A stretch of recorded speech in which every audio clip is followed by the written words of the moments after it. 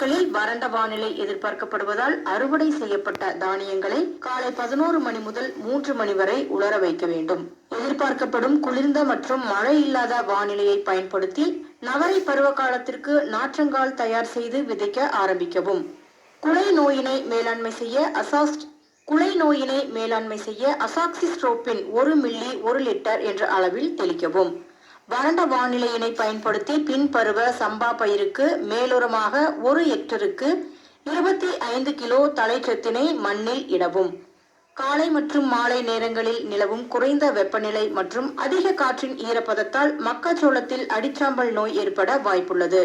இதை கட்டுப்படுத்த 1 ஹெக்டருக்கு 1000 கிராம் என்ற அளவில் மெட்டலாக்சில் மற்றும் மேங்கோசெப் மருந்தினை கலந்து தெளிக்க வேண்டும். வறண்ட வானிலை எதிர்பார்க்கப்படுவதால் வெடித்துள்ள பருத்தியை காலை நேரத்தில் பறித்து நல்ல மற்றும் பாதிக்கப்பட்ட பருத்தியை பிரித்தெடுத்து நல்ல பருத்தியை மணல் மேடையின் மீது சேகரிக்கவும். பருத்தியில் இலை புள்ளி நோய்களை மேலாண்மை செய்ய அசாக்சிஸ்ட்ரோபின் என்ற மருந்தினை பரிந்துரைக்கப்பட்ட